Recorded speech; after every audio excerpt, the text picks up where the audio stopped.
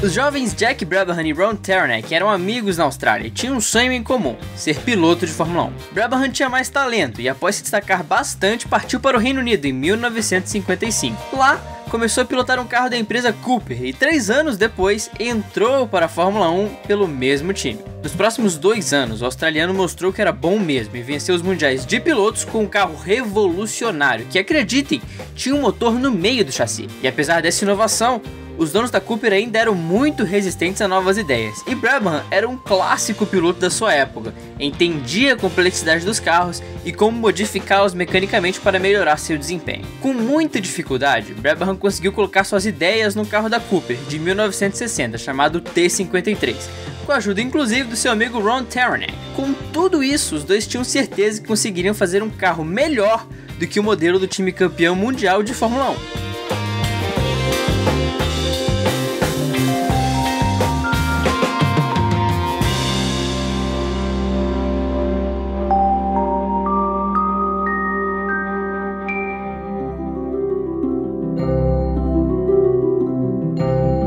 Ron e Jack criaram a Motor Racing Development, chamada de MRD, propositalmente batizada sem os nomes dos dois criadores, para competir com a Cooper no mercado de carros esportivos, e Brabham ainda era funcionário da Cooper, então ia pegar meio mal ter o nome dele numa empresa rival à empresa que ele trabalha, não é? Taranaki criou o primeiro modelo da MRD para entrar na Fórmula Júnior, claro, tudo em segredo absoluto. E no verão de 1961, um jornalista suíço chamado Jeb Kronbeck disse que o som da pronúncia MRD era muito parecido com a palavra francesa merda. Então imagina, ter um carro com esse nome não ia pegar nada bem e também não ia trazer sorte nenhuma, né?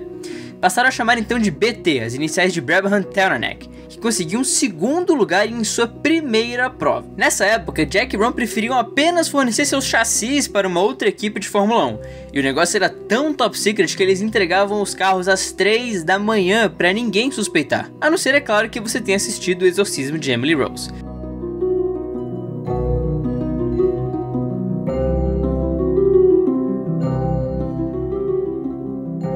Esse chassi conseguiu 2 pontos no campeonato. No Grande Prêmio da Alemanha de 62, o carro turquesa da Brabham chamado BT3 fez sua estreia oficial na categoria. Para a temporada seguinte, Jack recebeu o americano Dan Gurney, que inclusive já falamos dele em um vídeo do Boteco Mania. Os carros foram pintados com as cores que representam a Austrália, o verde e o dourado. E a primeira vitória veio no evento não oficial, o Grande Prêmio de Solitude. As 2 vitórias para valer vieram com Gurney no ano seguinte, nos Grandes Prêmios da França e do México. Em 66, a FIA mudou a capacidade dos motores para 3 litros e a Brabham fechou a parceria com a Repco, que montou seu motor V8 com alumínio que pertencia a um projeto anterior. Ninguém esperava que esse carro desse certo. Esse motor de alumínio não vai virar nada não, essa Brabham já era, vai virar nanica de novo. Mas no Grande Prêmio da França, Jack Brabham se tornou o primeiro piloto a vencer uma corrida de Fórmula 1 com uma equipe própria. E não foi só isso não, Brabham ganhou as próximas 4 corridas. Ao fim do ano, Jack Brabham tornou-se o tricampeão mundial e o único piloto da história a ganhar um título com o próprio time, isso até hoje.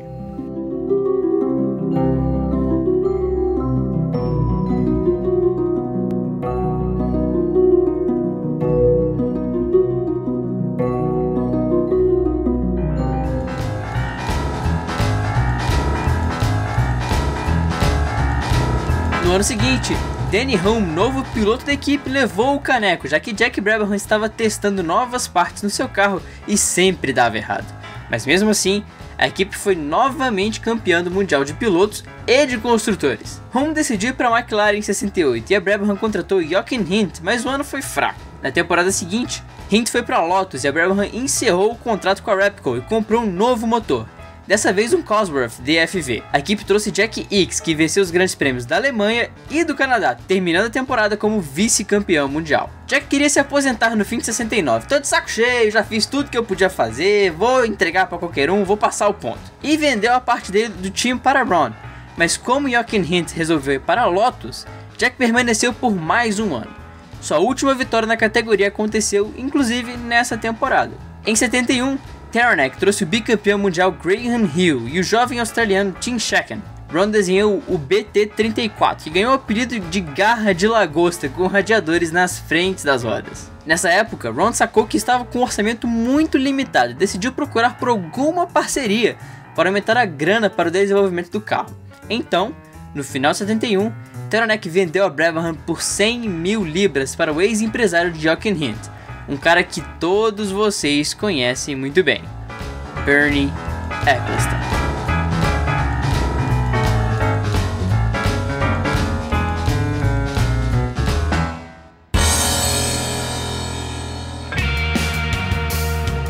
Taranaki ainda continuou trabalhando no time, mas deixou a empresa no começo de 72, porque Bernie mudou toda a estrutura interna sem avisá-lo. Muda tudo isso aí, você tá demitido, você tá demitido, você tá promovido. Você tá demitido, você também tá demitido. Ecclestone disse que o relacionamento nunca ia dar certo e por isso já apagou o incêndio com gasolina. Assim, a Brabham deixava de ter no seu corpo administrativo os fundadores Jack Brabham e Ron Taranaki. No ano seguinte, Ecclestone promoveu um engenheiro para ser chefe de design da equipe, Gordon Murray. Ecclestone também chamou Herbie Blash, outro famoso nome, que trabalhava no programa da Fórmula 2 para ser o chefe de equipe. Em 74, o argentino Carlos Reutemann venceu as 3 primeiras corridas de sua carreira e as 3 primeiras da Brabham desde 1970. Para o ano seguinte, a Brabham era considerada como a favorita para o título mundial, e o ano começou bem demais, especialmente para os fãs brasileiros, que viram Carlos Paty vencer o Grande Prêmio do Brasil em Interlagos. Mas o carro judiava dos pneus e o sonho do título ficou pelo caminho. Ecclestone resolveu abrir o leque de possibilidades e acabou fechando um contrato para ter os motores Alfa Romeo para a temporada 76. E foi um tremendo tiro no pé, porque o motor quebrava mais que grafite 05 na mão de um cara de 2 metros. No início de 77, o time perdeu o brasileiro Carlos Paty, que estava no avião monomotor que bateu numa árvore na Serra da Cantareira, em Mairiporã, na Grande São Paulo. O avião saiu do Campo de Marte, na capital paulista, e enquanto estava no ar, uma forte tempestade afetou o campo de visão do piloto. Você já deve ter sacado que o autódromo de Interlagos chama José Carlos Paty em sua homenagem. Agora vocês entendem o motivo. Ecclestone então fez uma nova parceria, agora com a Parmalat, para conseguir pagar o bicampeão mundial Niki Lauda, que vinha da Ferrari. Em 78, Lauda ganhou 2 corridas, uma delas com o carro ventilador, que é um dos modelos mais famosos da Fórmula 1. Lembra daquele motor ruim da Alfa Romeo? Então, ele era tão ruim, mas tão ruim que Gordon Murray vivia falando para o Bernie: vamos mudar essa jossa, esse motor é ruim demais, vamos lá Bernie, vamos dar um jeito, vamos mudar, novos ares. E Ecclestone encerrou o contrato com a empresa italiana e voltou para o DFV Cosworth, o bom filho a casa torna. Em 1980, um jovem brasileiro chamado Nelson Piquet venceu 3 corridas, ficando com um vice-campeonato. Esse foi o primeiro ano da clássica pintura azul e branca que marcou toda uma geração de fãs. Gordon Murray começou a conversar bastante com Nelson Piquet, que sempre foi um excelente piloto para auxiliar na parte mecânica de seus carros. Coloca isso aqui ali, tira isso aqui de lá, sempre foi um dos melhores pilotos para isso. Murray também já tinha sacado o efeito solo, tão importante em sua época. Somando tudo isso, Murray criou o BT-49C, com suspensão hidropneumática para reduzir a downforce. E o que aconteceu? Nelson Piquet foi campeão mundial com 3 vitórias novamente. Em 83, já com motores turbo da BMW, Nelson Piquet tomou a liderança de Alain Prost na última corrida, para se tornar o primeiro campeão mundial de Fórmula 1 com motores turbo. Em 86, o piloto Hélio De Angelis estava testando o novo modelo da equipe em Paul Ricard, quando a asa traseira do seu carro simplesmente saiu num trecho de alta velocidade. O carro rodou, bateu e pegou fogo. De Angelis ainda estava consciente tentando sair do carro, mas não conseguia. E os fiscais não tinham nenhum equipamento de segurança para ajudá-lo. Depois de 30 minutos, o helicóptero chegou e o levou para o hospital de Marseille, onde o piloto morreria 29 horas depois.